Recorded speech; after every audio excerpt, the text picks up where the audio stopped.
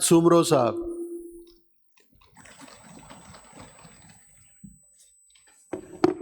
Thank you very much, Mr. Speaker, sir. मैं सीधा sir लारकाने से आ रहा हूँ। आशुरा पर वहीं पर था और खैरियत से आशुरा मुहर्रम गुज़र चुका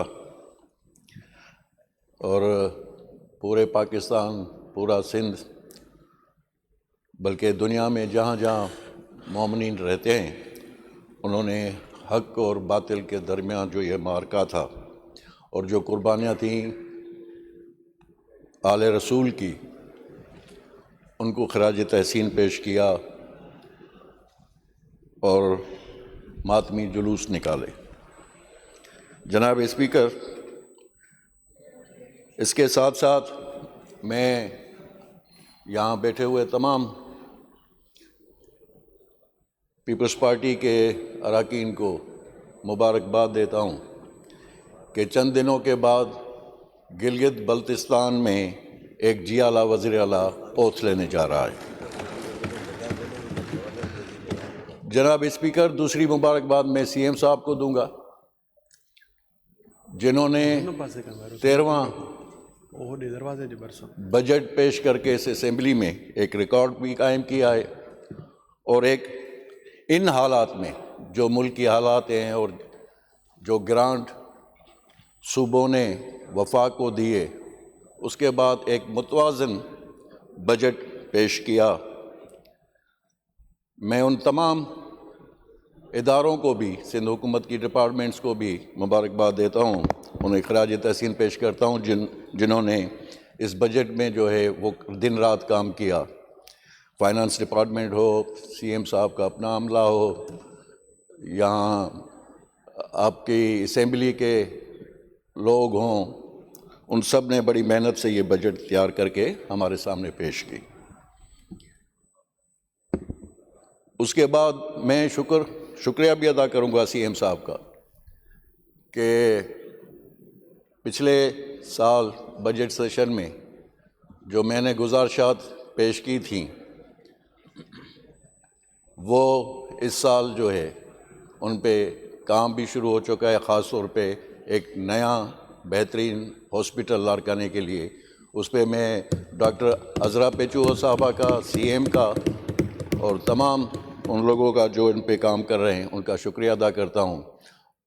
उसके अलावा मेरा दूसरा मंसूबा जो मैंने गुजारिश की थी वो थी फ्रूट एंड वेजिटेबल मार्केट के लिए, वो भी इस बजट में पैसे रखे गए हैं और इंशाल्लाह बस ये मैं उम्मीद रखता हूँ अफसरान से भी, गवर्नमेंट से भी, कि वो वक्त सिर ये मंसूबे वहाँ पे पाए तकमील तक पहुँचाएंगे। जनाब स्पीकर, उस दिन मैं इस इजलास में था नहीं, मगर पिछले सारे जो भी यहाँ पे सेशंस हुए हैं उनको सुन के, क्योंकि मैं लारकाने में था, उनको सुन के लोग बड़े मायूस हुए। वो एक हार्मनी की बात जो चल रही थी उसको बड़ा धचका पहुंचा। हम तो कहते हैं यहाँ पे जी मोज़ेज़ रुकन, उसमें मोज़ेज़ की क्या बात है जो असेंबली में आके ये फरमा दे कि बोरी बंद लाश कभी देखी है, बोरी कभी सह पाओगे। तो यहाँ पे तो नौजवान हैं, मगर मैं उन्हें बताना चाहता हूँ कि हाँ, हमने बोरी बंद लाशें देखी हैं। हमने देखी हैं वो लाशें जिनको घरों से अगवा करके, टार्चर सेलों में ड्रिल करके और उसके बाद उनको बोरियों में बंद करके रास्तों पे फेंका गया और मुख्तलिफ अखबारात में आता था कि आज शाह फैसल कॉलोनी से इतनी बोरी बंद लाशें मिली। हमने देखी हैं कि किस तरीके से औरंगी में वैन में बंद करके पाकिस्तान पीपल्स पार्टी के कारकुनों को जिंदा जला दिया गया, हमने देखा है। मैं यहां पे वो कहना नहीं चाहता कि कराची से, शाह फैसल कॉलोनी से, दूसरी जगहों से खानदान के खानदान जो है हैदराबाद में आईडीपीज बन चुके थे। हमने देखा, मैंने देखा कि लतीफ़ाबाद नंबर 9:45 में अब्दुल मालिक सुमरो को किस तरीके से शहीद किया गया, किसने किया। आप हमें क्या याद दिलाओगे? आपको तो किसी ने बताया होगा ना, हमने तो देखा, हमने सहा। हमने 30 सितंबर भी देखा और 1 अक्टूबर भी देखी। स्टील मिल की बस पर हमला भी देखा, सब देखा हमने, सब सहा हमने। मगर क्या उसके बाद हम सब आपस में ना मिले? क्या उन सालों को फिर से आपने याद करना है और नौजवानों को, टीनेजर्स को वो याद दिलाना है? क्या ये फख्र की बात थी? ये किसके लिए फख्र की बात थी? सिंध के रहने वालों के लिए? टुंडे, मंडे, लूले, लंगड़े, माधुरी, पता नहीं क्या क्या, काना, क्या ये इल्काबात ये फिर दोहराने पड़ेंगे, याद दिलाना पड़ेगा? बस कर दो अब इन चीजों को। ये नफरत की सियासत, ये तकसीम की सियासत, छोड़ दो इन चीजों को, आगे बढ़ो। आपका और हमारा घर, हम पड़ोसी नहीं। हमारी दीवार से अगर मेरे घर को जलाने की कोशिश करोगे तो उसकी तपश से तुम भी नहीं बच सकोगे। ये जो मासूम यहां पे, ये जो स्कूल के, पता नहीं किस स्कूल के ये बच्चे बैठे हुए हैं, इनको ये सीख के जाएंगे इस असेंबली से, इनको याद दिलाओगे आप? आपके जो मुतालबात हैं वो सियासी मुतालबात हैं, वो बातचीत से मिल बैठकर हल होने वाले हैं। इनको नफरत सिखाओगे आप? नस्ल दर नस्ल जो है, मेरे बाबा ने पाकिस्तान बनते हुए देखा, आप लोगों को खुशामदीद करते हुए उसने खुशामदीद किया। हिंदुओं की छोड़ा हुआ मकान और दुकान की चाबियां आपके हवाले की। हमें बताया कि नहीं, ये हमारे भाई हैं। और उसके बाद कराची करते हो। कराची से फिल्म इंडस्ट्री कैसे गई, कब गई? कराची से टेक्सटाइल इंडस्ट्री कैसे गई, कब गई? आप हमें ताना दे रहे हो 17 साल 17 साल का ताना हमें देते हो।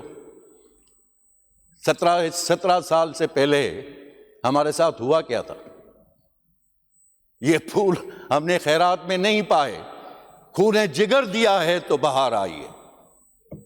शहादतें दी हैं, 18 अक्टूबर भी था, 27 दिसंबर भी था। उसके बाद ये आज जो बाहर आई है, उसके बाद आई है।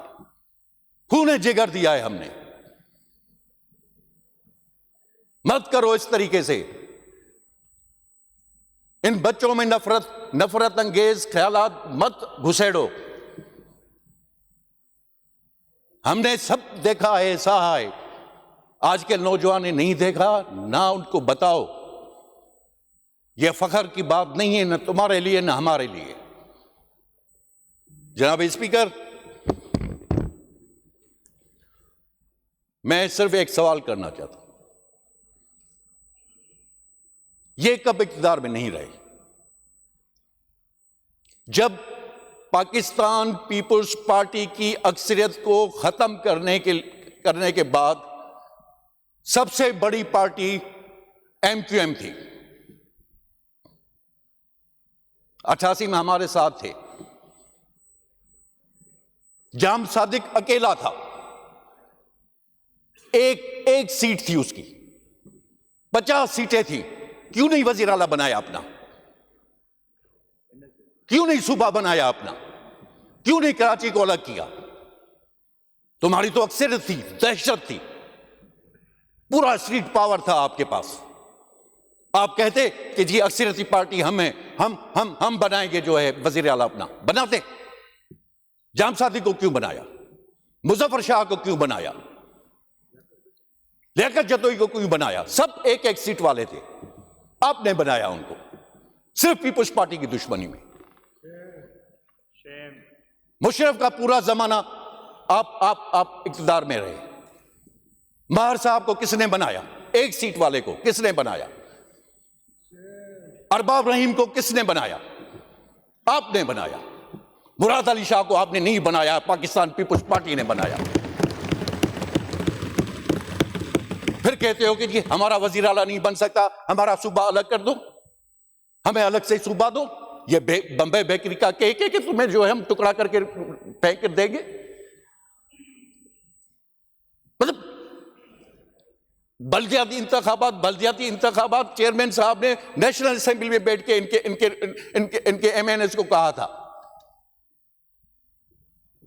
ये जो यहां पे हमें चिढ़ाने के लिए जो है वजीर आला साहिबा का जो जिक्र करते हैं, वहां पे वो ले आओ निजाम। कब से हुकूमत है वहां पे? इमरान खान की भी हुकूमत थी, मोहतरमा की भी हुकूमत है बल्दियाती निजाम वहां पे, केपीके में है। जहां पर भी अगर बल्दियाती निजाम है बलोचिस्तान में और सिंध में, तो वो सिर्फ पाकिस्तान पीपुल्स पार्टी की हुकूमत है। अभी भी मेरे ख्याल में इतने कट लगने के बावजूद भी जो ये बजट है उसमें भी सबसे ज्यादा जो है लोकल बॉडीज को, जो डिपार्टमेंट है उसको लोकल गवर्नमेंट को उसको बजट दिया गया है। आप जब आपके नाजिम थे तब भी हमारी हुकूमत ही आपका नाजिम था, एक नहीं दो। हमने तो नहीं हटाया उनको, हमने तो नहीं कहा कि हम जो है इसलिए कि ये उनके नाज़मीन आ रहे हैं इसलिए हम जो है चेयरमैन आ रहे, मेयर आ रहे हैं इसलिए हम जो है नहीं इलेक्शन नहीं कराएंगे। हमने तो लड़के इलेक्शन करवाया, आप इलेक्शन में नहीं खड़े हुए। हमने हाथ जोड़ा था आपको कि इलेक्शन लड़ो, आपने बाइकआउट किया था। तो जनाब स्पीकर, ये दे जवाब ले जवाब, दे जवाब ले जवाब। बजट सेशन है, बजट सेशन में सियासी तकारीर होती हैं, ठीक है, मगर नफरत अंगेज तकारीर ना हो। मैं आपको यकीन दिला, मैं आपको बताना चाहता हूं जनाब स्पीकर कि खुदा की कसम लोग परेशान, लोगों को यह बात पसंद नहीं आ रही। आम आदमी के मसलों पर बात नहीं हो रही है। हम पे तनकीद करें, बजट पे तनकीद करें, मगर ये बंद कर दें इस किस्से को। ये वो बाब जला डालें जिसमें बोरी बंद लाशें होती थी, और सेक्टर इंचार्जेस और जी यूनिट इंचार्जेस, तुम्हारे यूनिट इंचार्जेस जो है वो इसलिए इंटरप्ट ना करें प्लीज। यूनिट इंचार्जेस तुम्हारे जो है, इंटरप्ट ना करें प्लीज। सब जो सेक्टर इंचार्जेस वो तुम्हारे एमपीएमएनएस के ऊपर थे, हमने नहीं देखा। हमारे अपोजिशन लीडर साहब नहीं है, मुझे तो उन पे तरस आता है।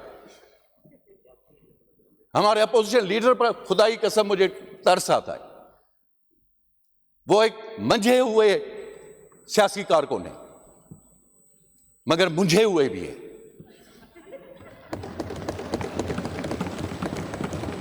पहले अपोजिशन लीडर एक पार्टी का होता था, अब वो ग्रुपों का है। कोई ग्रुप इस तरफ जा रहा है, कोई ग्रुप उस तरफ जा रहा है, कोई ग्रुप उस तरफ जा रहा है। हमने नहीं देखी प्रेस कॉन्फ्रेंस से, हमने हैदराबाद के जलसे में तकरीर नहीं सुनी।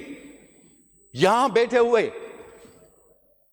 एमपीएस साहबान, उनके पीछे बैठे हुए, वो जब अपने चेयरमैन को सख्त जो है सुना रहा था तो वो पीछे ऐसे ऐसे कर रहे थे। ये इधर मुतहद है सिर्फ हमारे खिलाफ, हमारे खिलाफ सिर्फ ये मुतहद है। अल्लाह करे रहो, हम तो कहते हैं कि रहो, हम तो खैर ख्वाह हैं तुम्हारे। हमने कब कहा है? हम खैर ख्वाह हैं, आप रहो, मुत्तहिद रहो। इस मुल्क को मुत्तहिद रहना चाहिए, इस सूबे को मुत्तहिद रहना चाहिए, हम सबको मुत्तहिद रहना चाहिए। ये तो हमारी दुआ है, ये तो हम चाहते हैं। मगर आप मेहरबानी फरमाकर उन लोगों पर जो नफरत फैला रहे हैं, जो जलती पे आग का काम कर रहे हैं, उनको रोकें, उनको ना कहें। 3 जनरेशन हो गई हैं, 3 जनरेशन गुजर चुकी हैं, और कितना लड़ोगे, कितना लड़ोगे? आपके वालिद, फिर आपके बच्चे, कब तक लड़ोगे? वो किस बात पे लड़ रहे हो? जो हुकूक जिन्होंने खाए हुए हैं उनके साथ बैठे हुए हो। जो आपको हुकूक नहीं दे रहा वो सेंटर उनके साथ बैठे हुए हो। मुखालफत सिर्फ मेरी, अगर आपके बड़ों ने हमारी मुखालफत की, चलो ठीक की, हम साथ भी बैठे हैं, एक हुकूमत में भी बैठे हैं, तो क्यों बैठे थे? हम तो अब भी कहते हैं कि आप हमारे साथ बैठो, हम मिलजुल के यहां के मसाला हल करेंगे। मगर ये ना करो कि ये मेरा है, इस तरफ आपने नहीं देखना है। ये कराची हम सब का। मैं ये नहीं कहता, ये चेयरमैन साहब ने कहा था कि न तेरा न मेरा, हम सब का कराची है, हम सब इसके मालिक हैं, हम सब इसके वारिस हैं, हम सब मिलकर इसको कराची को बनाएंगे, पूरे सिंध को बनाएंगे। जनाब स्पीकर, इससे पहले कि आप मुझे वार्निंग दें, मैं 3 अमानतें हैं मेरे पास, वो मैं लेके आया हूं, वो गोश गुजार करने आप। एक जो है, एक आपने कमेटी बनाई थी टीचर्स के हवाले से, उसका एक इजलास हुआ, उसके बाद बाकी इंतज़ार में है कि दूसरा कब इजलास हो रहा है और वो किसी नतीजे पे पहुंचा जाए।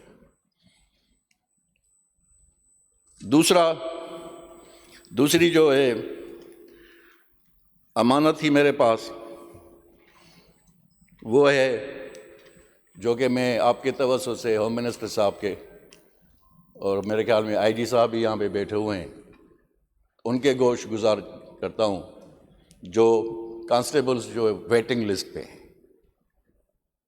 मैं लारकाने गया था, मातमी जुलूस में था, उसमें एक मातमी मुझे मिला था, मातम करते हुए। उसके बाद मुझे आके मिला और उसने कहा कि सर मेरी 80 मार्क्स हैं, मैं अभी तक वेटिंग लिस्ट में हूँ। तो ये मैं अमानत उनकी जो है उन तक पहुँचा रहा हूँ। 2 और जो हैं वो सही सरदार शाह साहब के पास जो है, एक जो ECT अर्ली चाइल्ड टीचर्स, उनके हवाले से है कि उनको प्लीज़ आप देख लें। उसमें ये है स्पीकर साहब के वो सारी बच्चियाँ हैं उसमें, और मतलब हम नौजवान भी हों, मगर जब जैसे बच्चियाँ बैठी हुई हैं, अगर हमारे समाज में किसी दौर में बच्चियों को स्कूल नहीं छोड़ा जाता था, और आजकल वालिदैन जो है वो चाहते हैं कि उनकी बच्चियाँ पढ़ें भी और जॉब भी करें। तो इस सिलसिले में उनके लिए भी गुजारिश कर रहा हूँ कि उनके मसलों को भी देखा जाए। और तीसरा जो है वो भी सही सरदार शाह के पास जो है वो है साइंस टीचर का।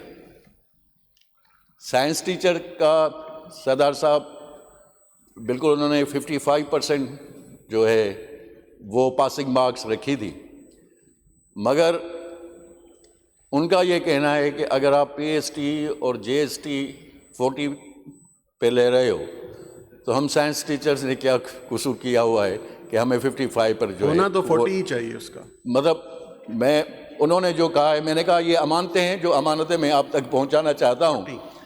तो अगर पीएसटी जेएसटी जो है वो अगर 40% पे है तो साइंस टीचर को भी जो है वो थोड़ी सी लीवरेज दी जाए ताकि वहाँ पर भी थोड़ी बहुत उनकी ये चंद गुजारिशात थी।